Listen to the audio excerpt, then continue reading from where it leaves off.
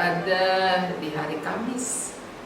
Kemarin saya tidak hadir ya. Jadi karena hari ibadah setiap hari Rabu kan kalian ibadah ya, siswa SKBP. Nah, kita kembali mau menikmati sarapan sorgawi. Sudah siapkan piring hatinya? Sudah? Mari kita mengucap syukur. Selamat pagi Bapak.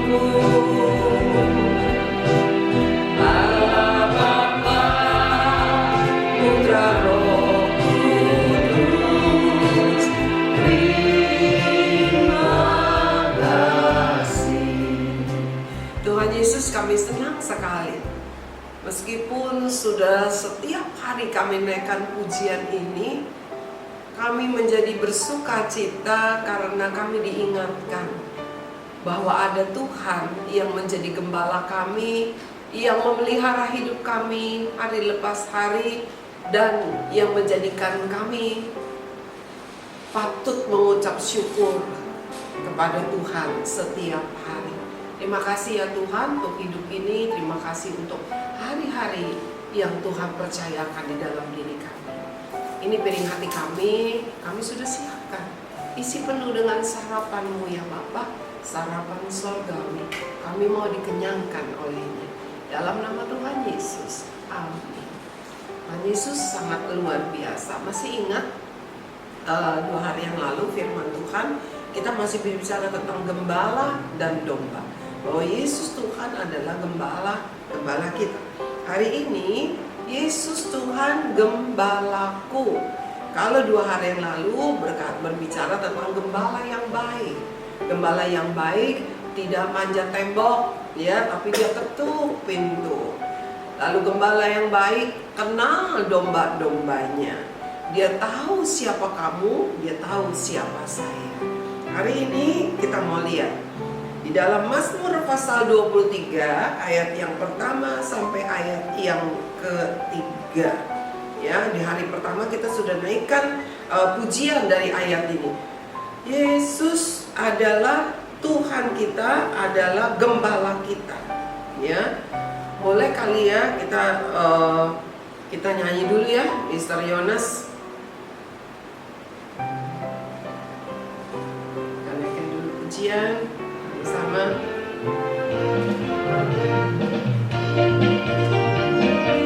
Mari kita bersukaria karena kita punya Tuhan yang jadi gembala kita.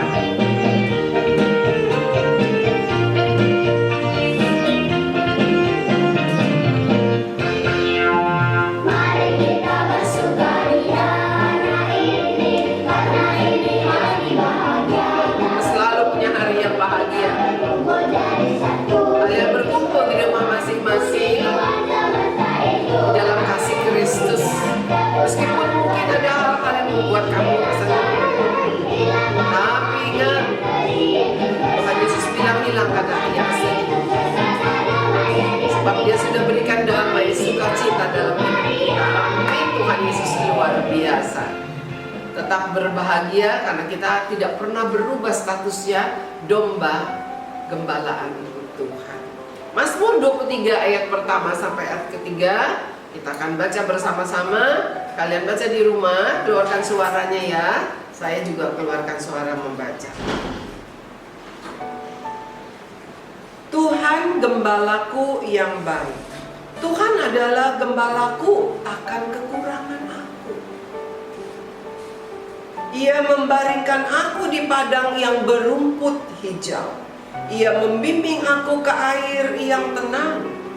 Ia menyegarkan jiwaku, Ia menuntun aku di jalan yang benar oleh karena namanya. Jadi ini adalah Mazmur Daud. Mazmur Daud itu artinya Mazmur itu adalah nyanyian pujian kepada Tuhan di dalam pimpinan Roh Kudus. Jadi Daud itu untuk mengisi waktu-waktunya ketika menjaga dombanya, ya.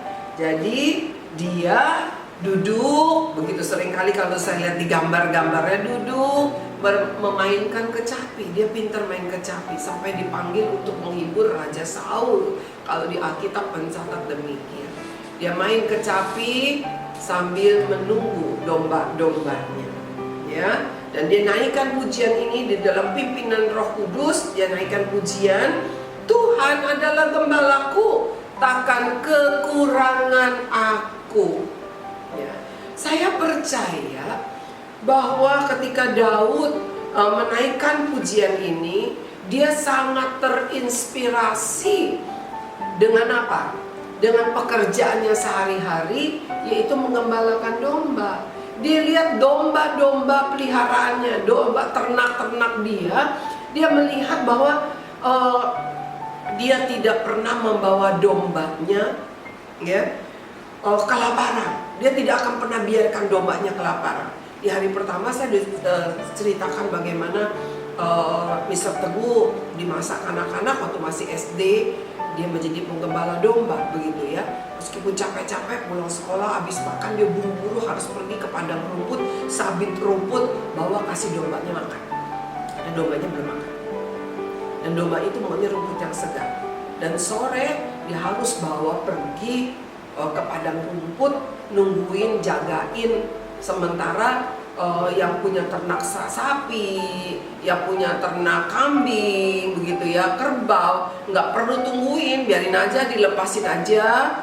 Merekanya yang jaga sambil duduk ngopi, makan ubi rebus, pisang rebus. Bisa Teguh nggak bisa begitu, karena dia harus perhatiin, dia harus ikutin itu dombanya, jagain, dia harus pimpin jalannya supaya jangan sampai nanti masuk ke lubang atau diganggu sama hewan-hewan yang lain. Nah, demikian juga Daud. Dia merasakan bagaimana sebagai seorang penggembala dia tidak pernah biarkan dombanya kelaparan. Jadi dia ingat pasti Tuhannya juga lebih memelihara dia. Sebab itu keluarlah pujian ini. Tuhan adalah gembalaku, tidak akan kekurangan aku. Tuhan adalah gembalaku. Coba anak-anak di rumah, setiap yang mendengarkan firman Tuhan ini sama-sama kita katakan ini, ya. Ayo Mr. Demas juga ikutan. Tuhan adalah gembalaku. 1, 2, 3. Tuhan adalah gembalaku, tidak akan kekurangan aku.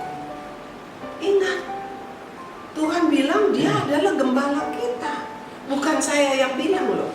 Bukan hanya Daud yang berkata, tetapi kita sudah baca di Yehezkiel kemarin bahwa Tuhan adalah gembala.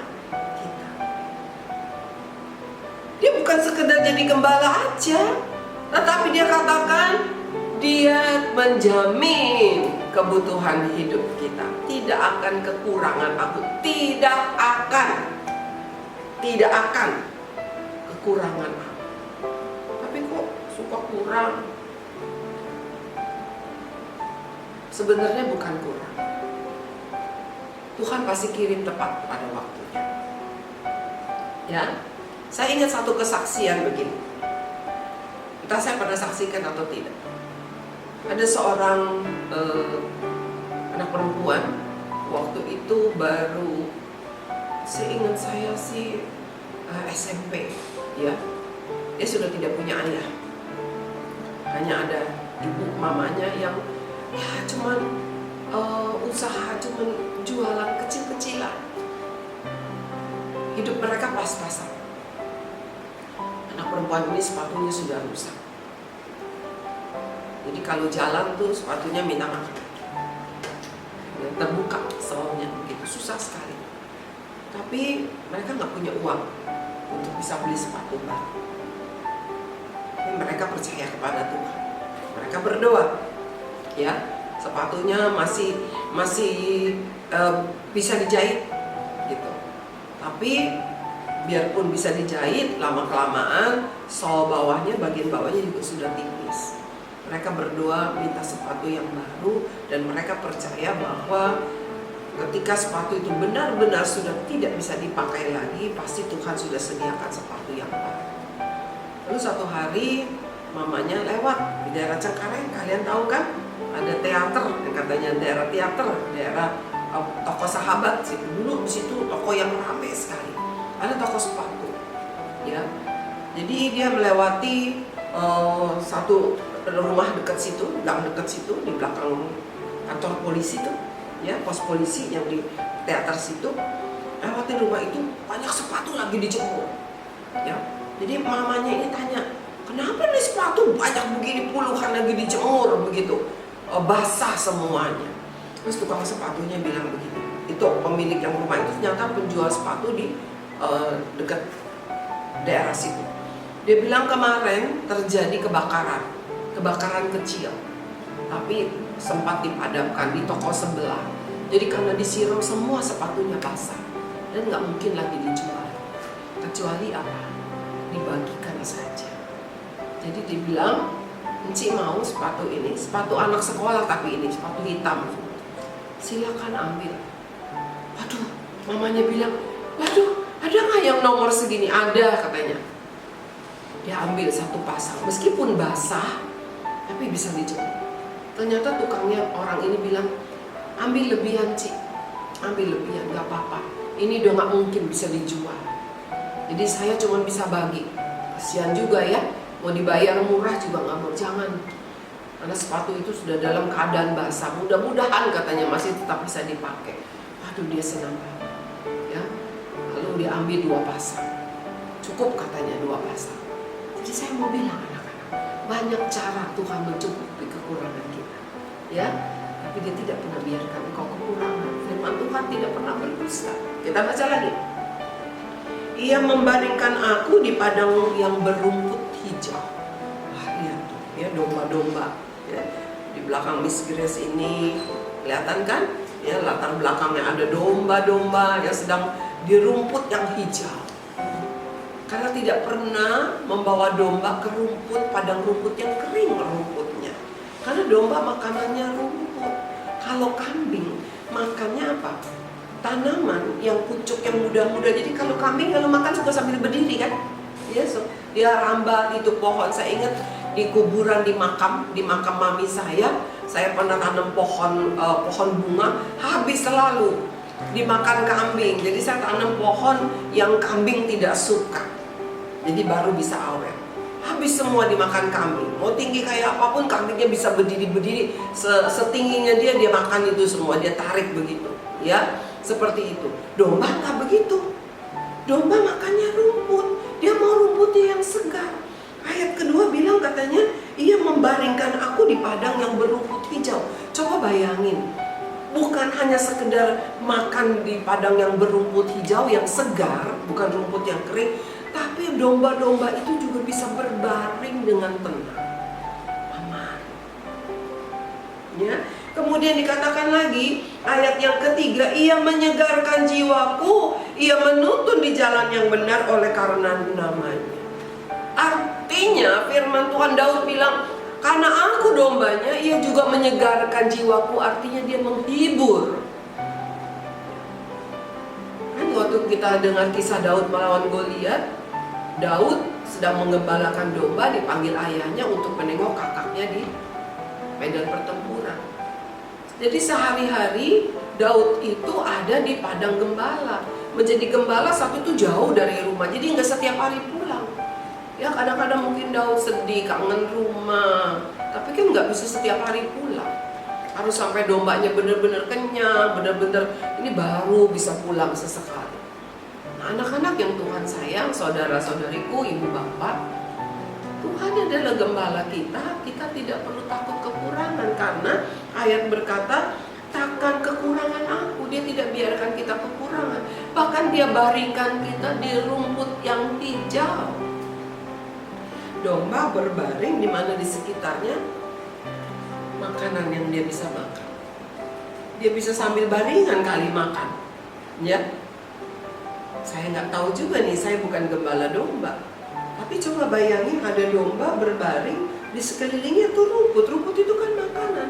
Artinya memang jaminan dari Tuhan, Tuhan tidak pernah biarkan kita kekurangan. Dia menyegarkan jiwa kita, ya, Dia menolong kita. Dia tidak membiarkan kita kekurangan. Dia tidak membiarkan kita kelaparan. Kalau dikatakan bukan cuma ke rumput yang segar saja, tapi ke air yang tenang. Ya, coba lihat di latar belakang saya, ada domba loh, ada domba, ada air yang tenang. Kenapa sih? Karena domba itu perlu minum, jadi kamu nggak akan kehausan juga. Tuhan pelihara kita, Tuhan sangat luar biasa. Kita mau baca ya satu ayat ya, Yohanes pasal 10. Yohanes pasal 10.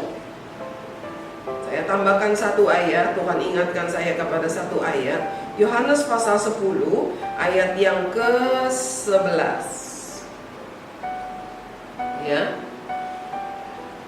Akulah gembala yang baik memberikan nyawanya bagi domba-dombanya. Akulah gembala yang baik, kata Tuhan. Dan gembala yang baik itu memberikan nyawanya bagi domba-dombanya. Kalau Daud tadi, Mazmur Daud bilang, Tuhan adalah gembalaku, tidak akan kekurangan aku. Bahkan aku dibaringkan di rumput yang hijau, aku dibawa ke air yang tenang. Jadi segala sesuatunya begitu terjamin. Tetapi Yohanes berkata lebih lagi, gembala yang baik, gembala yang menyerahkan nyawanya. Tuhan mati buat kita. Dia pasang badan, Dia rela berkorban buat kita karena kita dombanya. Oleh sebab itu, mengapa kita menjadi ragu? Kita tidak perlu menjadi ragu akan kasih. Nyawanya Dia sudah berikan. Artinya lebih baik domba saya hidup, domba saya aman, dan saya yang mengalami mati, saya yang celaka, nggak apa-apa. Ya, kira-kira seperti itu. Domba saya tidak boleh sampai terkena mara bahaya. Domba saya tidak boleh sampai dimakan oleh binatang buas. Saya menghadapinya. Hari ini Tuhan mengingatkan kepada saya dan setiap kita semua bahwa Tuhan sudah mati di kayu salib buat kita. Kita tidak perlu ragu akan kasih dan pemeliharaannya, akan pertolongannya, akan kekuatannya, akan perlindungannya. Jangan lagi tertunduk bersusah hati. Tuhan gembala kita. Yesus Tuhan adalah gembala. Dia tidak akan pernah membiarkan kita hidup di dalam ketakutan dan kekhawatiran. Jangan takut, jangan khawatir. Mari kita naikkan satu pujian. Yesus Tuhanku, gembalaku yang setia. Saya nggak punya suara yang bagus ya, tapi saya ingat mami saya suka naikkan pujian ini. Zaman dulu di gereja saya sering kali ada lagu pujian. Tak akan pernah Dia membiarkan aku sendirian. Dia tidak pernah membiarkan domba-dombanya sendirian. Daud tidak pernah meninggalkan domba-dombanya di sendirian. Apalagi Tuhan kita. Kita dengarkan pujian ini. Yesus Tuhanku, gembalaku yang setia. Tak pernah Ia meninggalkanku sendirian. Baik dalam susah, baik dalam suka. Yesus Tuhanku, gembalaku yang setia. Nah, dengarkan lagi sekali lagi pujian ini. Yesus Tuhanku, Yesus Tuhanku, gembalaku yang setia. Tak pernah Ia meninggalkan kamu dan aku sendirian. Dia tidak akan pernah membiarkan kita kekurangan. Dia memelihara. Ibu bapak jangan pernah takut. Tuhan yang telah memberkati engkau dengan anak-anak, Tuhan pasti akan menolongmu untuk membesarkan anak-anakmu dengan pendidikan yang terbaik, dengan makanan yang sehat, dengan pakaian yang bisa menghangatkan dan melindungi, dengan tempat tinggal. Meskipun mungkin bukan rumahmu sendiri, tetapi Tuhan memelihara itu. Mari kita berdoa. Tuhan Yesus, terima kasih karena Engkau telah menjadi gembala kami.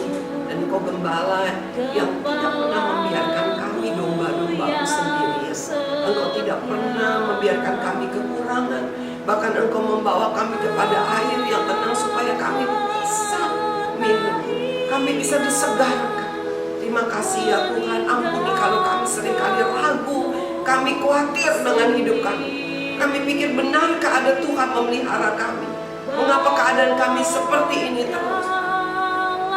Tapi lewat firman Tuhan ini kami mulai mengerti.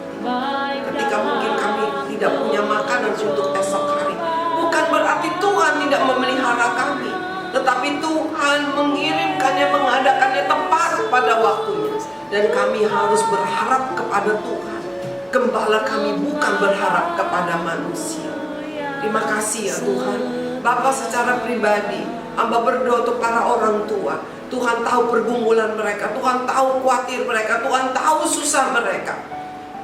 Dalam segala keberdayaan apapun yang mereka punya, semampu mereka, mereka ingin supaya anak-anak mereka mendapat pendidikan yang terbaik. Mari Tuhan berkati para orang tua, hiburkan hati mereka, kuatkan, agar mereka boleh tetap terus berharap kepada Tuhan yang hidup, Yesus Kristus Tuhan. Kami bersama-sama, hamba bersama-sama dengan para orang tua, kami memberkati anak-anak kami menjadi anak-anak yang takut kepada Tuhan, yang hidupnya ada di dalam penggembalaanmu, yang hidupnya ada di dalam perlindunganmu, di dalam pemeliharaanmu, dan mereka akan menjadi berhasil. Terima kasih ya Tuhan, kami mengucap syukur buat cinta dan kebaikan Tuhan. Di dalam nama Tuhan Yesus kami berdoa, kami mengucap syukur. Amin. Tuhan Yesus gembala kita. Jangan bimbang, jangan khawatir. Dia tidak biarkan kita kekurangan. Dia telah mati buat kita, dan pasti Dia memelihara hidup kita. Tuhan memberkati, sampai ketemu besok.